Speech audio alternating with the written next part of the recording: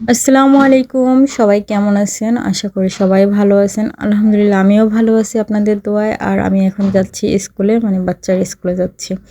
আমার ছেলেকে বাচ্চা বললে ভুল হবে, কারণ এখন আবার আমার ছেলেকে বাচ্চা বললে সে একটু মাইন্ড নেয় আরকি। মানে সে এখন বড় হয়ে গেছে। তো যাই হোক, আমার ছেলের স্কুলে যাচ্ছি। আর যাওয়ার সময় এদিক দিয়ে টাইগার বাস থেকে আবার ব্যাক করতেছি, কারণ ওইদিকে গাড়ি-টাড়ি সব ভাঙচুর করতেছে। তো সব এখান থেকে গাড়ি যারা যাচ্ছিল তারা আবার সবাই রিটার্ন করতেছে। তবে ভয় পাওয়ার কোনো কিছু নাই। আমাদের চিপাচাপার রাস্তা জানা আছে। তো চিপাচাপার রাস্তা দিয়ে আমরা এখন চলে যাব স্কুলের দিকে। আর যাইতে, যাইতে আপনাদের সাথে একটা টিপস দেই বা একটা সাজেশন দেই বা একটা ভালোবাসার কথা বলি। সেটা হইছে যে প্রত্যেকটা মানুষের জীবনে ভালোবাসা আসে আবার চলে যায়। কারো থেকে যে এগুলো সম্পূর্ণ হইছে একদম নসিবের ব্যাপার। কার ভাগ্যে ভালোবাসা থাকবে, কার ভাগ্যে থাকবে না, কার ভাগ্যে কখন আসবে এটা কেউ বলতে পারে না। তবে সবাই যে তার ভালোবাসার মানুষকে আপন করে পায় এমনটাও নয়। তো যারা মনে করেন যে এক্স হয়ে গেছে তাদের প্রতি আপনারা সম্মান রাখবেন। কারণ এক্স মানুষ তাকে সম্মান দিবেন। সে মানুষটি আপনার ভালোবাসার মানুষ, তাকে কখনো অসম্মান করবেন না। তার এমন কোনো কিছু আপনি ক্ষতি করবেন না যার কারণে আপনার পরিবার নিয়ে আপনার ওয়াইফ তার কর্মের ফলটা ভোগে। তো এই জিনিসটা কখনোই করবেন না। আমি অলরেডি স্কুলে চলে আসছি। আর স্কুলে আসার পথে আমার বান্ধবীর মেয়ে আমাকে পিছন থেকে খাপ্পায় ধরে বলতেছে, "খালামণি তুমি ভয় পাইছো?" আমি বলছি, "না ভয় পাইনি। আমি জানি একমাত্র তুমি ছাড়া কেউ এরকম করবে না।" তো যাই হোক, স্কুলে চলে আসছি আর আমার ছেলে আগে যাই ওর রেজাল্ট দেখে আসছে। দেখে এসে আমাকে বলতেছে, "যান ভিতরে যান। আপনার মতো অনেক ইনফ্লুয়েন্সার ওইখানে ভিডিও করতেছে।" তো আমি ক্যামেরা অন করে সোজা ভিতরে যাচ্ছি ওর রেজাল্ট দেওয়ার জন্য। ওকে আমি আগে থাকতে জিজ্ঞেস করছি যে, "তুমি পাস করছো?" বলে যে, "হ্যাঁ, আমি পাস করছি।" তো আমি আবার নিজের চোখে দেখার জন্য চলে আসলাম ওর রেজাল্ট দেখতে আর আপনাদেরকেও দেখাইতে, আপনাদের সাথে শেয়ার করতে। তো এখানে হচ্ছে সবার রেজাল্ট দেওয়া হয়েছে। ছেলেদের মধ্যে মাত্র ২ জন ফেল করছে আর মেয়েদের মধ্যে ১ জন। তো আমার ছেলের রোল হইছে ৩১, ওই যে দেখা যাচ্ছে ৩১, এটা হইছে আমার ছেলের আর ও পাস করছে। শুকর আলহামদুলিল্লাহ, আল্লাহর কাছে অনেক, অনেক দোয়া করছি। কারণ এটা অনেক বড় একটা ব্যাপার, এক চান্সে পাস করে আসা। আর এখন যাচ্ছি বান্ধবীর মেয়ের রেজাল্ট দেখতে। ও আগেভাগে দেখে ফেলছে, ও পাস করছে। তারপরে একটু ভিডিও ধারণ করার জন্য যাচ্ছি। ওর আম্মু বলতেছে আমার মেয়েটাও করে। আমি বলছি, "হ্যাঁ, হ্যাঁ করবো চলো।" তো এখানে হইছে মেয়েদের রেজাল্ট দিতেছে। সবাই এখানে ভিতরে টুকি রেজাল্ট দেখতেছে। আলহামদুলিল্লাহ ওর মেয়েও পাস করছে। তো আমি আবার এখানেও ভিডিও নিলাম, তারপরে আবার পিকচার তুলে নিলাম। আবার নিশিমণিও নিচ্ছে পিকচার তুলে। আসলে এগুলো একটা মেমোরি, সুইট মেমোরি। এগুলো সবসময় ভালো লাগে, মানে সারা জীবন মনে থাকবে এগুলো।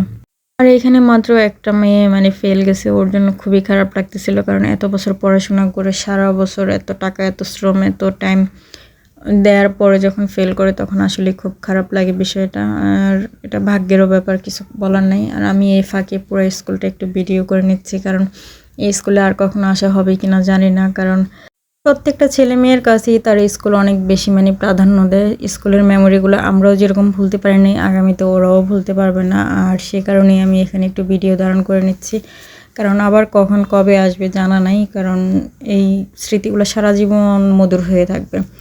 তো স্কুল থেকে বের হয়ে বান্ধবী বলল যে, "চলো আজকে কোথাও ঘুরে আসি।" বান্ধবীর মেয়ে বলল, "আন্টি সিআরবি যাবেন?" আমি বললাম যে, "হ্যাঁ চলো, কারণ আজকে যেহেতু লাস্ট ডেট, আবার বোর্ড পরীক্ষার সময় দেখা হবে, এর আগে আর দেখা হবে না।" তো দুই বান্ধবী আর বান্ধবীর মেয়ে সহকারে হাঁটা শুরু করছি। সাথে আমার ছেলেও যাচ্ছে, কিন্তু আমার ছেলে প্রচণ্ড পরিমাণে বোর, কারণ সে তার বন্ধুদের সাথে আড্ডা দিতে খুবই পছন্দ করে। আর এখন যেহেতু সে বড় হয়ে গেছে, তার বন্ধুরা তাকে চেতায় যে মাম্মাস বয়। আর এখানে দেখতেছেন এই যে সুন্দর সুন্দর ফুলগুলো, এই ফুলগুলো চাইছিলাম আমি আমার বান্ধবীকে কিনে দিতাম, কিন্তু আমরা দুইজনেই হয়েছি ফুতুরে পার্টি। ও 200 টাকা নিয়ে বাইরে হয়েছে, আমিও 200 টাকা নিয়ে বাইরে হয়েছি।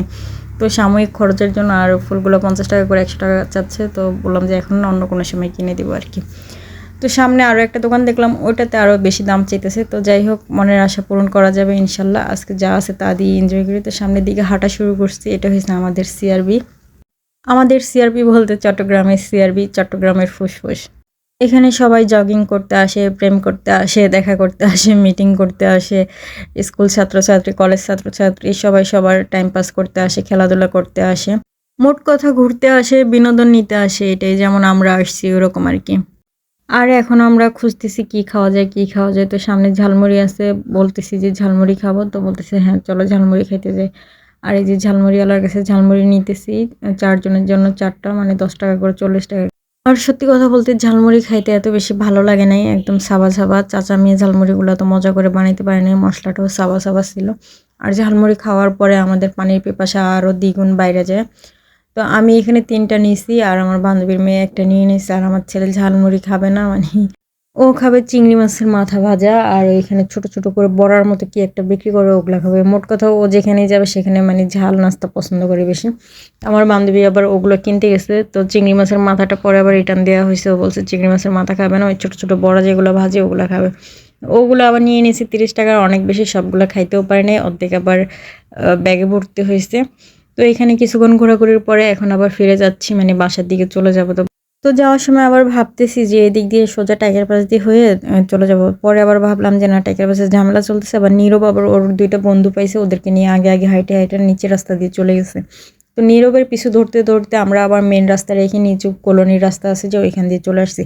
আর এইখান দিয়ে আসার সময় খুব সুন্দর একটা মাঠ পড়ছে, আর এইদিকে রাস্তাঘাট আমরা একদমই চিনি না। নীরব অর্ধেক পথ এসে মানে আর চিনতেছিল না। পরবর্তীতে নিশুমণি বলতেছে যে আমি আমার আব্বুর সাথে আসছি এই দিক দিয়ে, তো আমি চিনি, আমি তোমাদের গাইড কোচ, আসো তোমাদেরকে রাস্তা চিনে চিনে নিয়ে যেতে। ও আগে আগে হাইটে হাইটে আমাদেরকে রাস্তা চিনে চিনে নিয়ে যেতেছে।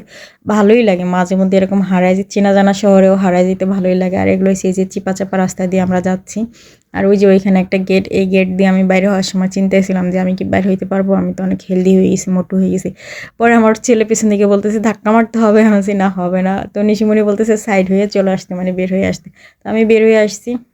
তারপরে আবার ওদেরকে একটু ভিডিও করে নিলাম, আর এখান থেকে বের হওয়ার পরে মনে হয় যে এক দুনিয়া থেকে আরেক দুনিয়াতে আসলাম। তো আজকের ভিডিওটা একটু লম্বা হয়ে গেল, তো সবাই ধৈর্য সহকারে দেখবেন।